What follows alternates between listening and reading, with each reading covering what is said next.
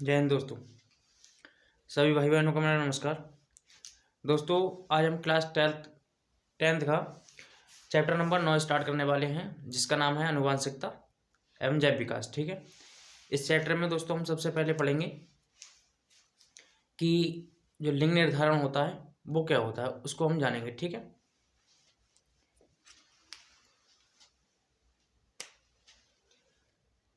Class tenth का chapter number 9 आनुवांशिकता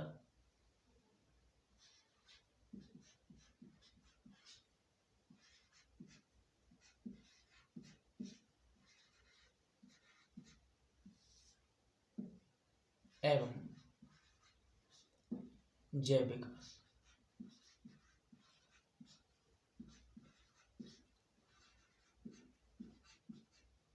जैव विकास। ठीक है।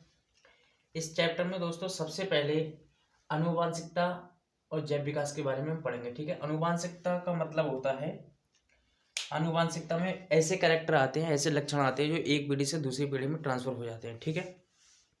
यानी कि जो मादा और जो नर होते हैं, उनके जो बच्चे उत्पन्न होते हैं तो उनके कैरेक्टर जो हैं वो उनमें ट्रांसफर हो जाते हैं। वो लक्षण जो होते हैं वो आनुवांशिक लक्षण कहलाते हैं। ठीक है।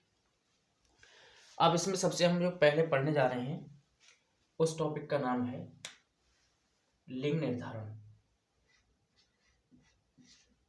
लिंग निर्धारण।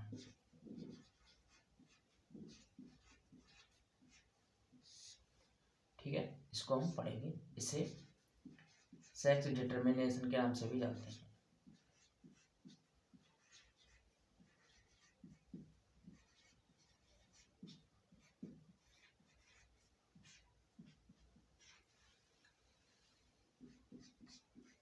ठीक है। जो लिंग निर्धारण होता है इसको सबसे पहले 1900 में, ठीक है, 1900 में साइंटिस्ट थे जिनका नाम है हैंकिंग मैकलन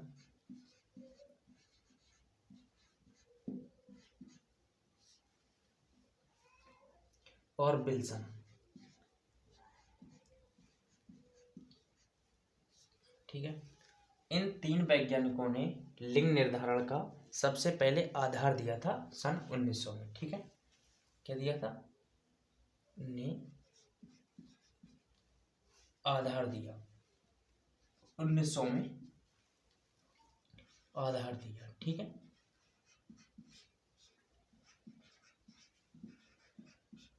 उसके बाद में जो मैकलन थे, इन्होंने लिंग निर्धारण का गुणसूत्रीय इसकी थ्योरी दी। ठीक है। यानी कि क्रोमोसोमल जो थ्योरी थी वो किसने दी? मैकलन ने दी।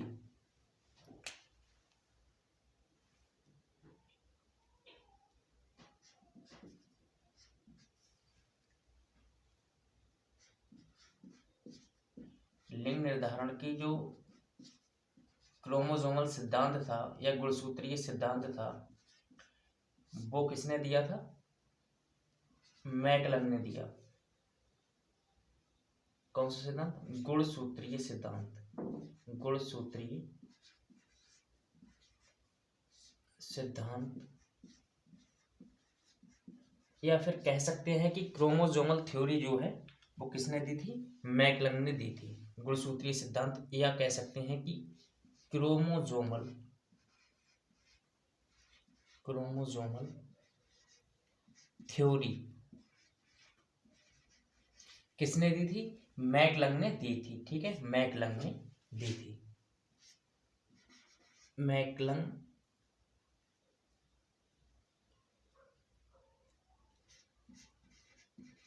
मैकलन ने दी।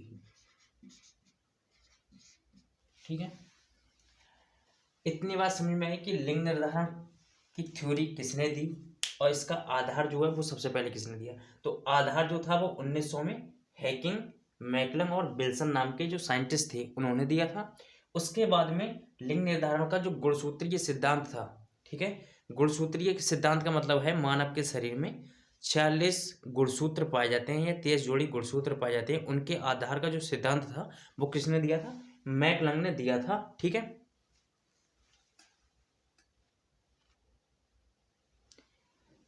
मैकलंग ने दिया था। अब देखते हैं कि इसका मतलब क्या है।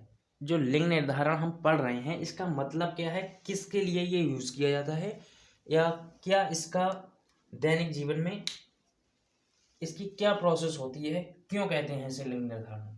तो सबसे पहले तो इसको जानते हैं कि लिंग निर्धारण होता क्या है, ठीक है।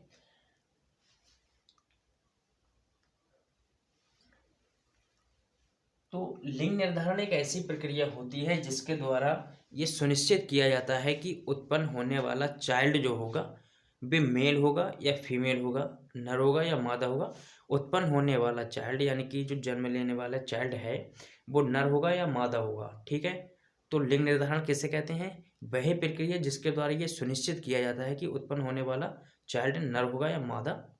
उस क्रिया को हम क्या कहते हैं? लिंग निर्धारण कहते हैं, ठीक है।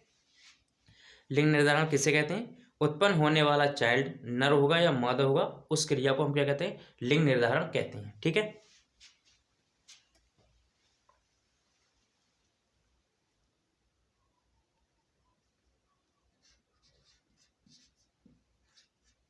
लिंग निर्धारण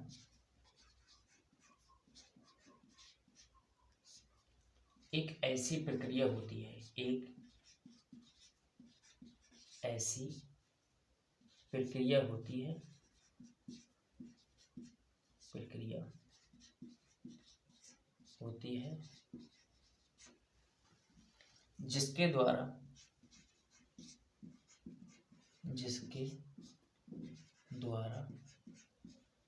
ये सुनिश्चित किया जाता है, ये सुनिश्चित किया जाता है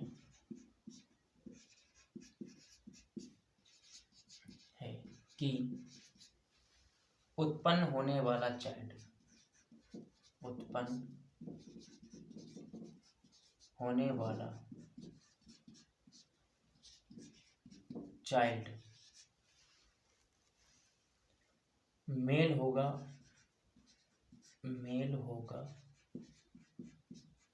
या फीमेल, ठीक। इसी को क्या कहते हैं? लिंग निर्धारण कहते हैं, जिसमें यह निश्चित किया जाता है कि उत्पन्न होने वाला चाइल्ड जो होगा वो मेल होगा या फीमेल होगा, ठीक है। अब पढ़ते हैं कि मनुष्य जो होता है, ह्यूमन बीइंग जो होता है, उसमें लिंग निर्धारण जो होता है वो किसके आधार पर होता है और कैसे होता है, ठीक है। तो अब हम हेडिंग बनाएंगे सबसे पहले कि मानव में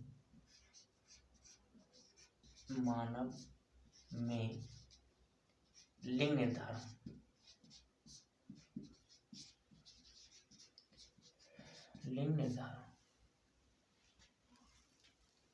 या फिर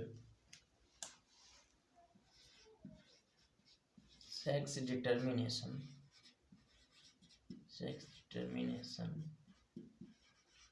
in human being,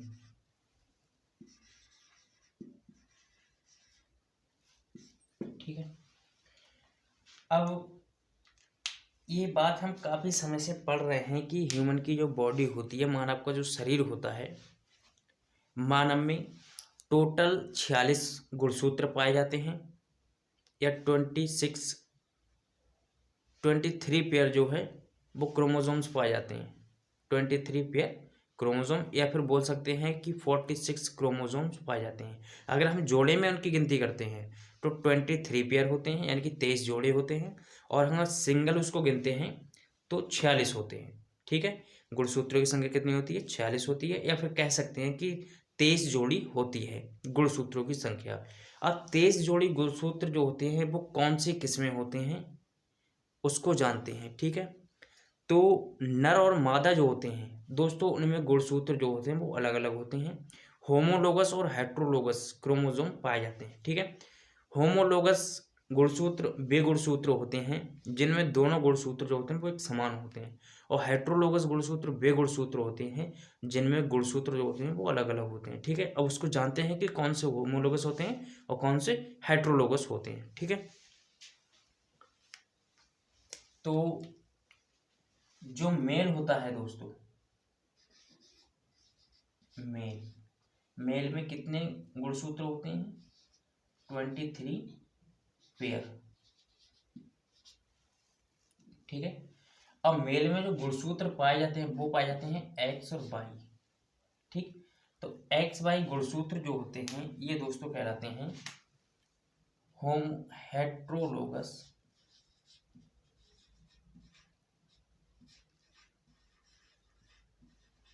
chromosome.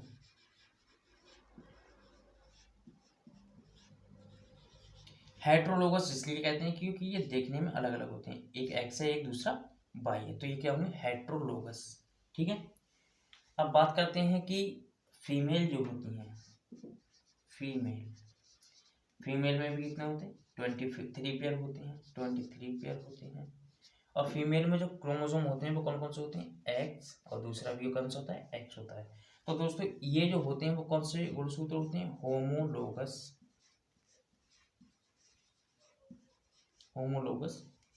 Chromosome, homologous chromosome होते हैं। ठीक है, अब जो मेल होता है उसमें भी 23 जोड़ी होते हैं, फीमेल होता है उसमें भी 23 जोड़ी होते हैं। ठीक है, इन दोनों 23 जोड़ी गुणसूत्र जो नर और मादा में होते हैं, नर और मादा में 22 जोड़ी गुणसूत्र जो होते हैं वो एक समान होते हैं, केवल और केवल एक जोड़ी गुणसूत्र जो होते हैं वो अलग होते हैं, जिनको हम एक्स और वाई कहते हैं, एक्स वाई कहते हैं, एक्स एक्स कहते हैं। ठीक है, एक्स एक्स और एक्स वाई गुणसूत्र होते हैं, ये केवल एक एक जोड़ी होते हैं नर और मादा में। नर में कौन से होते हैं? एक्स वाई, और मादा में कौन से होते हैं? X x. एक जोड़ी कितने होते हैं? एक जोड़ी। ठीक, और बकाया जो बचे 22 जोड़ी नर में, यानी कि जो मेल है उसमें 22 जोड़ी बचे, 22 जोड़ी गुणसूत्र, और फीमेल में भी कितने बचे? 22 जोड़ी बचे, 22 जोड़ी। ठीक है, अब जो 22 जोड़ी गुणसूत्र होते हैं इन्हें दैहिक गुणसूत्र कहते हैं। क्या कहते हैं? दैहिक। 22 जोड़ी गुणसूत्र जो होते हैं वो क्या कहते हैं? दैहिक,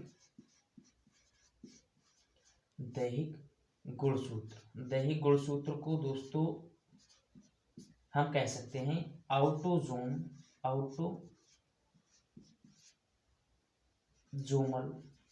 क्रोमोसोम,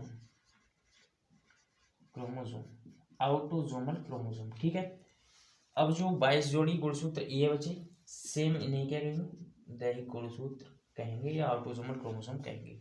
ऑटोसोमल क्रोमोसोम इसलिए कहते हैं क्योंकि इनका काम जो होता है वो ये होता है कि हमारे शरीर के बाहरी लक्षणों का जो देखभाल करते हैं, हमारे शरीर के बाहरी लक्षण होते हैं जैसे उनकी देखभाल करते हैं, वो ऑटोसोमल क्रोमोसोम कहलाते हैं या दैहिक गुणसूत्र कहलाते हैं। हम अपने शरीर को दही भी बोलते हैं, दही, देह। ठीक है, क्या बोलते हैं? देही भी बोलते हैं।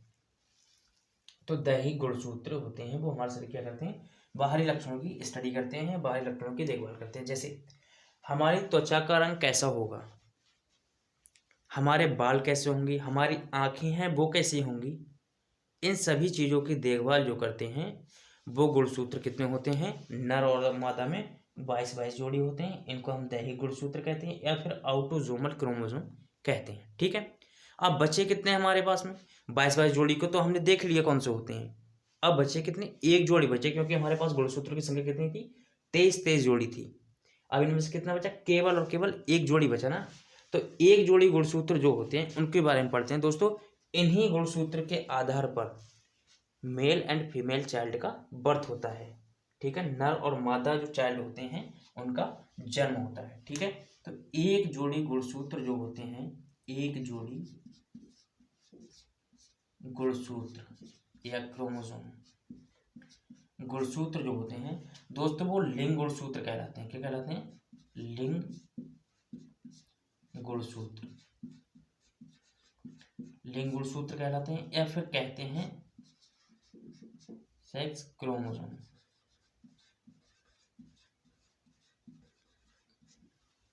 ठीक है, क्या कहलाते हैं? सेक्स क्रोमोसोम कहलाते हैं। ठीक है, तो मेल में ये कौन से होते हैं?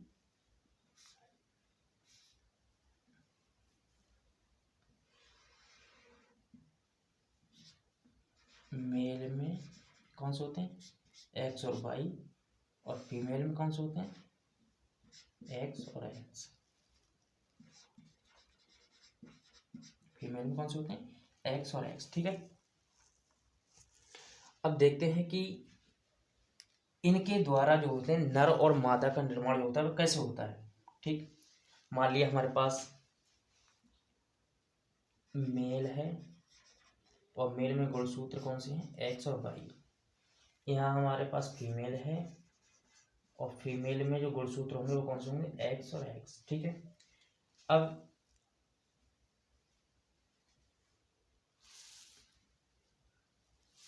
ये जो मेल है, मेल का एक्स गुणसूत्र फीमेल के एक्स गुणसूत्र से मिलेगा इस वाले से। ठीक है, तो क्या बनेगा? एक्स और एक्स। क्या बनेगा? एक्स और एक्स। ठीक है, ये एक्स एक्स है तो ये क्या हुआ? गर्ल। क्या हुआ? गर्ल। अब ये एक्स गुणसूत्र जब फीमेल के दूसरे एक्स गुणसूत्र से मिलेगा तो क्या बनाएगा? एक्स एक्स बनाएगा। क्या होगा? यहाँ भी गर्ल होगा। ठीक है, अब ये मेल का जो बाई गुणसूत्र है फीमेल के एक्स गुणसूत्र से मिलेगा तो क्या बनाएगा? एक्स और बाई। क्या होगा? बॉय। ठीक है, अब ये बाई गुणसूत्र दूसरे वाले फीमेल के एक्स गुणसूत्र से मिलेगा तो क्या बनाएगा? X by. ये क्या होगा? बॉय।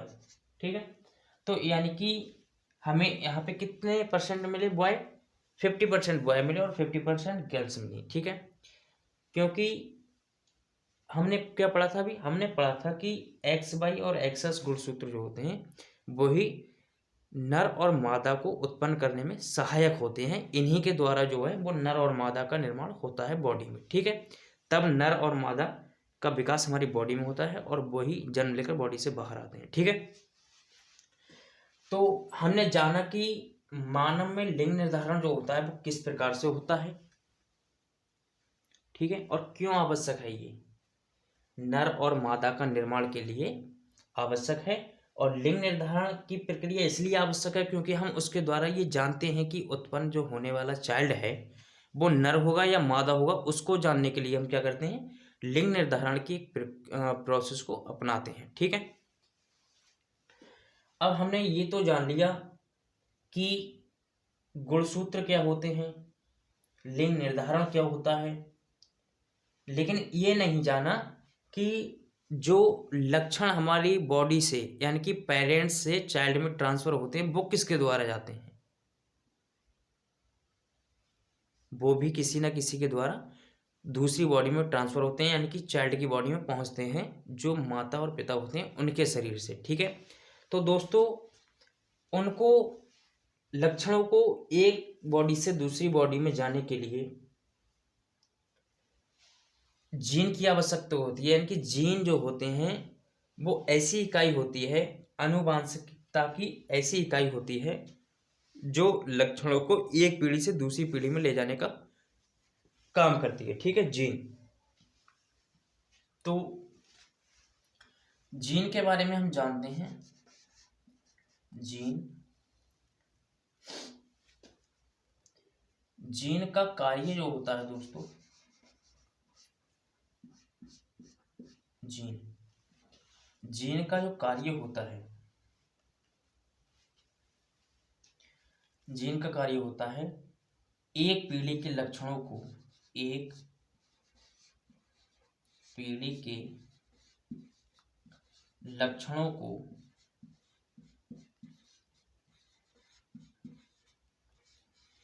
दूसरी पीढ़ी में ले जाना, पीढ़ी में ले जाना, ले जाना।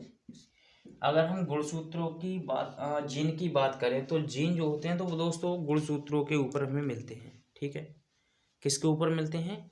गुणसूत्रों के ऊपर मिलते हैं जीन।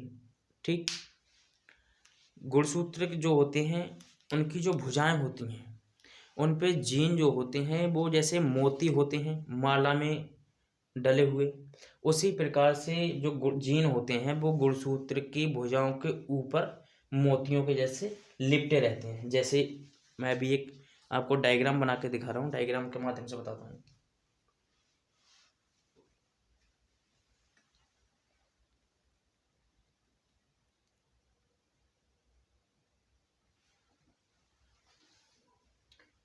ठीक है, सबसे पहले हम गुणसूत्र का स्ट्रक्चर देखते हैं, उसमें हमें पता चलेगा कि जीन जो होते हैं वो कैसे होते हैं। गुणसूत्र की संरचना, ठीक है। अब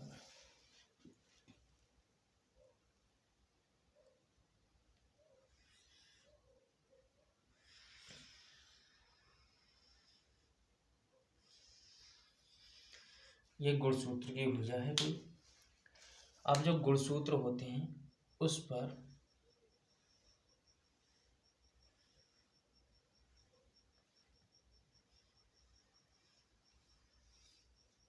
इस तरह से जो है, ये जो है वो जीन इस तरह से लगे रहते हैं गुणसूत्र के ऊपर।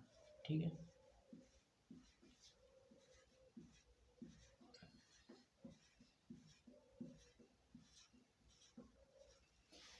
ये जो होते हैं वो जीन होते हैं। जीन, यही जीन क्या करते हैं, जो लक्षण होते हैं एक पीढ़ी से दूसरी पीढ़ी में ले जाने का काम किसका होता है? लक्षणों को जीन का होता है। ठीक है, यही जीन क्या करते हैं, एक पीढ़ी से लक्षणों को दूसरी पीढ़ी में ले जाते हैं। ठीक है, अब लक्षण जाते कैसे हैं? ठीक है, सबसे पहले तो गौर देने वाली बात यह है कि लक्षण माता से और पिता से बच्चे में कैसे जाते हैं। उसका रीजन ये है कि सबसे पहले जो पिता होता है, पिता जो होते हैं उससे क्या होता है, हमारा फादर जो होते हैं उससे क्या होता है? फादर, फादर यानी कि जो मेल है उसमें किसका फॉर्मेशन होता है? स्पर्म का। किसका फॉर्मेशन होता है, निर्माण होता है? स्पर्म का या शुक्राणु का। शुक्राणु का निर्माण होता है। ठीक है, और जो मदर है, मदर या फीमेल बोल सकते हैं, तो फीमेल में किसका फॉर्मेशन होता है? ओवम का, या फिर बोल सकते हैं अंडाणु का निर्माण होता है, अंडाणु का। ठीक है, अब ये शुक्राणु और अंडाणु दोनों मिलकर किसका निर्माण करते हैं? दोनों मिलकर निर्माण करते हैं जाइगोट का। किसका निर्माण करते हैं? जाइगोट का। जाइगोट को क्या कहते हैं? युग्मनज, युग्मनज कहते हैं। ठीक है, अब जाइगोट का निर्माण हुआ, जाइगोट का निर्माण होने के बाद जाइगोट क्या करेगा? एम्ब्रियो में या भ्रूण में परिवर्तित होगा। भ्रूण में या एम्ब्रियो में, एम्ब्रियो में बदल जाएगा, भ्रूण बदल जाएगा। और इस एम्ब्रियो में क्या होगा, धीरे धीरे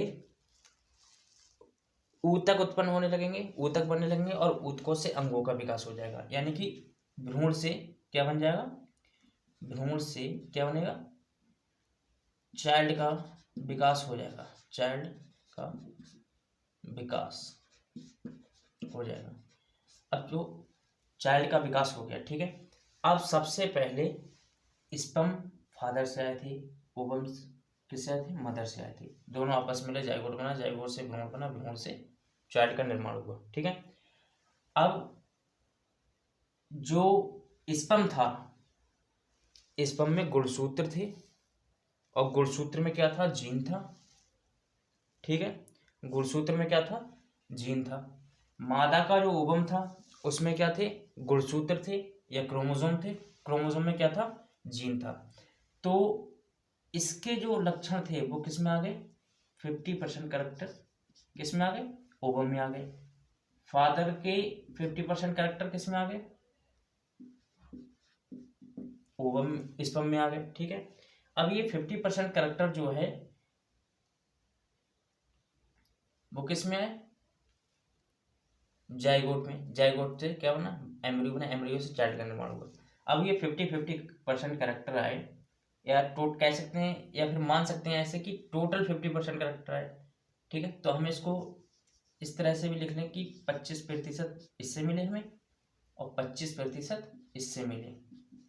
टोटल कितने हुए, 50% करेक्टर इसमें आ गए। कितने, जाइगोट में कितने करेक्टर आ गए, 50% करेक्टर आ गए। और 50% करेक्टर आने के बाद 50% करेक्टर आने के बाद 50% जो करेक्टर होते हैं वो चाइल्ड में न्यू डेवलप होते हैं, न्यू डेवलप होते हैं। ठीक है, तभी तो कभी कभी ये हमें देखने को मिल जाता है कि कभी कभी जो बच्चे होते हैं उनकी थोड़ी बहुत उनका शक्ल जो होती है, फेस जो होता है, वो पेरेंट्स से मिलती जुलती होती है। कभी कभी ये देखने को मिल जाता है, कंप्लीटली हम नहीं कह सकते कि बिल्कुल सेम देखने में अपने पेरेंट्स के जैसे ही होते हैं, बट कभी कभी ये होता है कि हम उनको देखने से थोड़ा अंदाज़ा लगा लेते हैं कि ये कहते हैं मतलब ये उनका बच्चा लग रहा है। तो इस तरह से हम देख के थोड़ा अंदाज़ा इसलिए लगा लेते हैं क्योंकि कैरेक्टर किसके आए हैं, उसमें पेरेंट्स के आए हैं, माता पिता के कैरेक्टर आए हैं, तो उनका जो फेस है या जो कैरेक्टर हैं बॉडी के, वो हमारे माता पिता के कैरेक्टर से मैच होते हैं। इसलिए कह सकते हैं कि जो देखने में हम उनको थोड़ा पहचान लेते हैं। ठीक है, ये हर किसी के साथ नहीं होता, कुछ कुछ लोगों के साथ होता है जो ये कंडीशन मालूम पड़ती है, वरना हर किसी के साथ ये कंडीशन मालूम नहीं पड़ती। ठीक है, तो दोस्तों आज का हमारा टॉपिक था लिंग निर्धारण का, जिसे हम सेक्सुअल डिटर्मिनेशन के नाम से भी जानते हैं। ये दोस्तों बहुत इंपॉर्टेंट टॉपिक है सभी के लिए, class 12th, class high school के लिए मोस्ट इम्पॉर्टेंट टॉपिक है, और अच्छे से इस टॉपिक को प्रिपेयर कर लीजिएगा।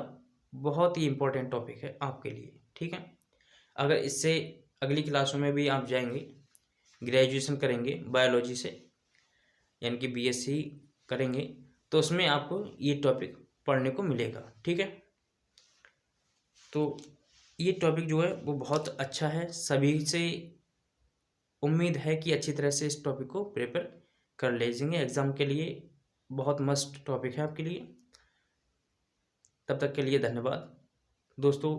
चैनल को ज़्यादा से ज़्यादा शेयर करें अपने दोस्तों को भी, और अपने जो नए फ्रेंड हों उनको भी, और पुराने फ्रेंड हों उनको भी। ठीक है, सभी जो पढ़ने वाले विद्यार्थी हैं उनको भी सेंड करने की कोशिश करें। धन्यवाद सभी लोगों का।